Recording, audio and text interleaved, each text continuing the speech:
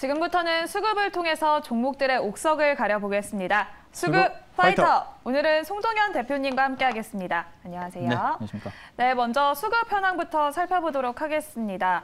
오늘은 조금 반등하나 싶었는데 오늘도 역시나 하락세를 이어가고 있습니다. 코스피 시장에서는 개인이 700억 원가량 매수를 하고 있고 기관 역시 1,100억 원가량 매수를 하고 있지만 외국인이 2,100억 원가량 매도를 하면서 장중에 2,200선이 붕괴되기도 했는데요. 지금은 조금은 낙폭이 줄어들었지만 여전히 2,200선 안팎에서 등락을 거듭하고 있습니다.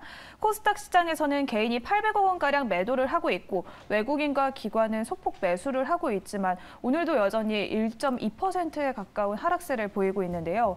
오늘의 이런 흐름은 어떻게 보실까요? 네, 아무래도 지금 시장이 굉장히 녹록지가 않습니다. 계속적으로 이제 환율이란 이런 문제라든지, 그다음에 유로화 쪽에 뭐 영국의 문제 이런 이제 대외 리스크가 금융 리스크가 이제 불거짐에 따라서 뭐 우리나라도 뭐 외환 위기에 대한 가능성 이런 부분들까지도 현재 언급이 되고 있는 상황이기 때문에 시황이 조금 안 좋은 이제 그런 상황이다라고 볼 수가 있겠습니다. 그래서 조금 바닥권은 다가오는 것 같은데 아직은 좀 변동성이 조금 있는 좀 그런 장세로 좀 생각이 들고 이제 그런 부분들은 좀 우려라고 저는 보여지고 있고요. 그래서 지금 장세가 당장 반등이 오지는 않겠지만 일단 횡보세로 간다면은 급락보다는 횡보세가 가능성이 높을 것 같고 그렇게 되면 이제 종목별 장세가 좀 펼쳐질 가능성이 있다라고 저는 생각합니다. 네, 이렇게 횡보하면서 종목별 장세가 이어질 것이다라고 전망을 보여주셨는데요. 종목별로 자세히 살펴보도록 하겠습니다. 현재 외국인과 기관은 조선 관련 섹터로 매수세가 강하게 들어오고 있습니다. HMM과 페노션, 대한해운 이렇게 대우조선해양의 매각 수혜 기대감이 작용하고 있는 것으로 보이고요. 오늘 카지노주에도 매수세가 강하게 들어오고 있습니다. 파라다이스와 A루트에 주목을 하고 있고요. 또 기업 분할 소식에 저가 매수세가 유입되고 있는 것으로 보이는 하나솔루션에도 주목을 하고 있습니다. 또 기아에도 매수세가 들어오고 있는데요. 현재 이렇게 외국인과 기관이 매수를 하고 있는 종목 중에서 우리는 어떤 종목에 주목을 하면 좋을지 옥석을 가려보도록 하겠습니다. 첫 번째 라운드 바로 시작해보도록 하겠습니다. 첫 번째 라운드 파이트! 네, 아모레퍼시픽과 한국콜마가 만났습니다. 화장품 섹터인데 이제 실외 마스크가 전면 해제됐지만 여전히 화장품주는 그렇게 반등을 빠르게 나가고 있지는 않습니다.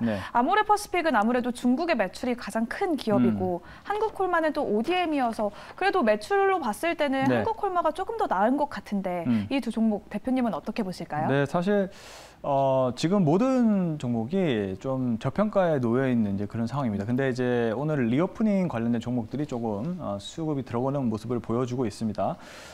그래서 이제 아모레퍼시픽도 일단 화장품 대표 섹터이기 때문에 또 워낙 좀 많이 내려가기도 했고 중국 시장에 대한 역성장이 계속 나오고 있습니다. 아직까지는 3분기도 그 실적 반등세는 없을 거다라고 일단 얘기를 하고 있는데, 근데 그 대신에 오늘 그 보시면 근데 수급이 외국인하고 그 기관이 또 매수가 많이 들어가고 있거든요. 이제 그렇다는 것은 좀 리오프닝 수혜를 그러니까 실적은 뭐 예상은 아직 하향 조정이지만 리오프닝으로 되면은 아무래도 좀 실적이 그 중장기적으로는 개선될 수 있다. 그래서 싼 매력에 좀 매수를 하는 게 아닌가라고 이렇게 생각이 들고 있고요.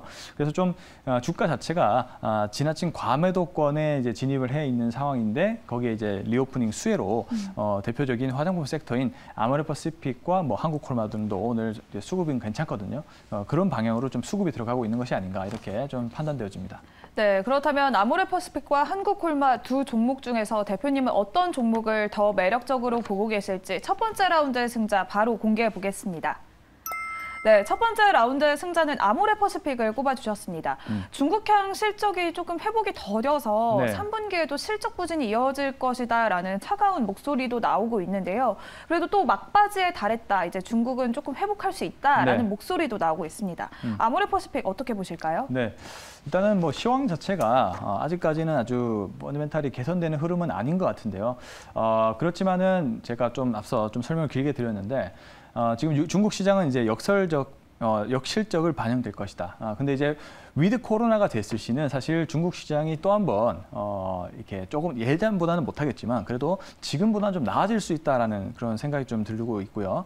그래서 이제 전반적으로 코로나 팬데믹은 끝났다라고 보는 분위기 속에서 이제 중국도 서서히 이 위드 코로나로 이제 갈 경우는 리오프닝 수혜에 따른 중국 시장 수혜가 좀 있을 것이 아닌가라는 생각이 들어서 화장품 매출 쪽이 좀 반등이 기대되지 않을까 이런 또 기대감을 좀 가질 수가 있겠고요. 그리고 이제 지나친 주가 하락으로 인해서 현재 주가는 굉장히 과매도권에 진입을 해 있는 상황인데 그런 리오프닝 어떤 그런 기대감에 외국인과 기관이 좀 매수세가 나오는 것이 아닌가 이렇게 판단을 하고 있습니다. 네, 아모레퍼시픽 하면 또 설화수를 빼놓을 수가 없을 텐데요. 설화수가 정말 중국에서도 매출이 높았는데 좀 아모레퍼시픽에서 설화수의 브랜드력을 강화하고 네. 있다고 합니다.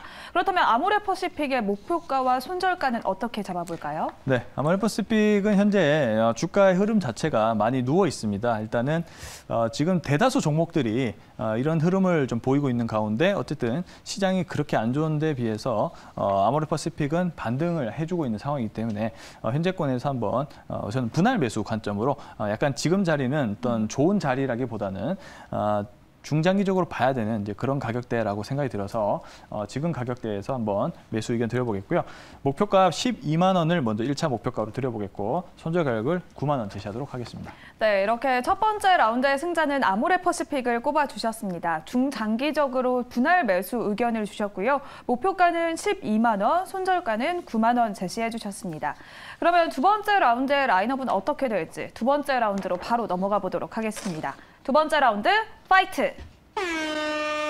네, 이번에는 TCC 스틸과 나노신 소재가 만났습니다. 2차 전지 소재 관련주로 묶어볼 수 있을 것 같은데요. 네. 나노신 소재 하면 또 2차 전지 소재 내 중에서 최선호주로 꼽힐 만큼 네. 주목하시는 분들이 굉장히 많으실 것 같습니다.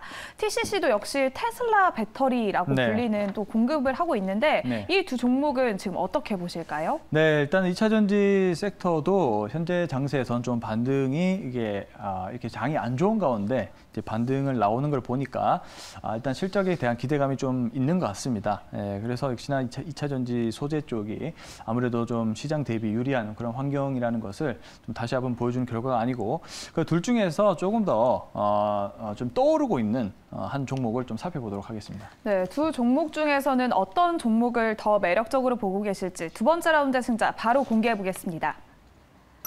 네, 두 번째 라운드의 승자는 나노신 소재를 꼽아주셨습니다. 나노신 소재가 또 CNT 도전제 캐파 증가가 기대된다라면서 매분기 이익 성장이 또 되고 있는데요. 네. 나노신 소재의 모멘텀은 뭐가 있을까요? 네, 이 도전제가 가장 크다라고 볼 수가 있겠고요. 현재 그 3분기 영업이익이 약 60억 정도로 예상이 되는데 꾸준한 이익 성장이 좀 기대가 되고 있는 그런 측면이 있고요. 그리고 앵커님께서 방금 말씀해 주셨던 것처럼 이 CNT 도전제는 나노신 소재가 거의 뭐 독보적이죠. 그래서 이제 이 2차 전지의 효율성을 이제 증가시키는 게 도전제로 쓰이고 있는 상황이기 때문에 당연히 이 효율성을 증가시키는 도전제의 어떤 수요는 가파르게 증가를 하고 있다라고 보시면 될 것 같습니다. 그래서 그런 캐파 증설을 통해서 좀 성장성이 기대가 되는 그런 측면이 있고요.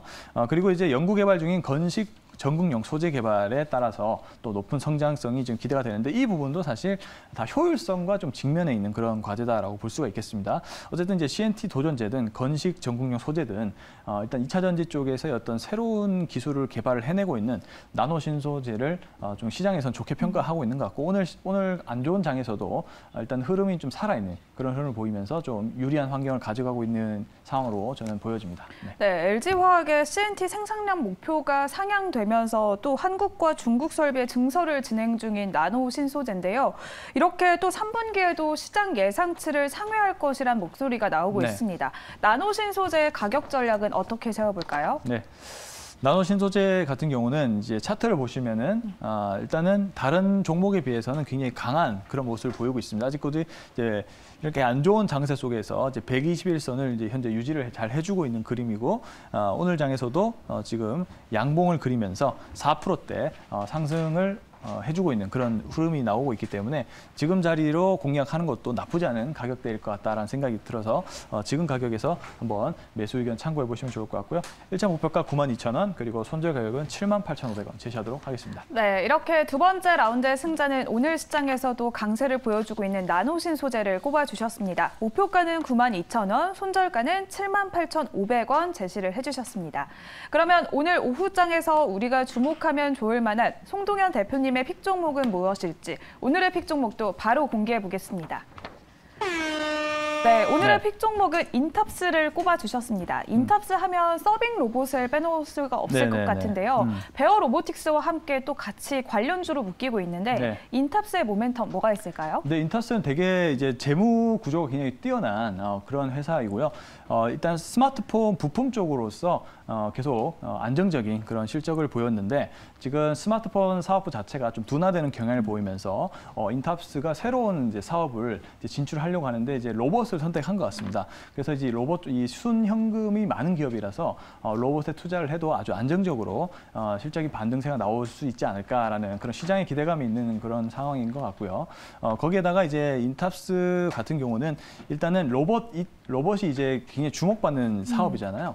그리고 ETF도 나오고 있고 그래서 원래 안정적인 실적 성장에 거의 플러스로 해서 로봇 쪽이 새로운 신규 사업으로서의 성장 가능성을 높게 시장에서 평가하는 것 같습니다.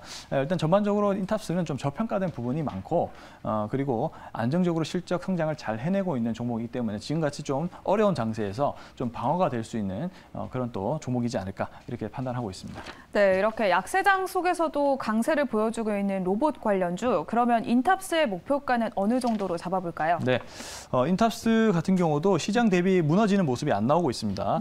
그래서 일단은 어느 정도는 현재권 가리에서 일단은 2차로 떨어진 이후에 다시 한번 주요 이평선에서 반등세가 좀 나오고 있어서 일단 이 자리에서 공략해도 나쁘지 않을 것 같고요. 31,300원 쪽에서 이제 매수 의견 드려보겠고 1차 목표가 34,500원, 손절 가격을 28,500원 제시하도록 하겠습니다. 네, 이렇게 오늘 대표님의 픽 종목은 인탑스를 소개해 주셨습니다. 목표가는 34,500원, 손절가는 28,500원 제시를 해주셨습니다. 이렇게 오늘 송동현 대표님과 함께 수급을 통해서 종목들의 옥석을 가려봤습니다. 오늘 말씀 고맙습니다. 네, 감사합니다.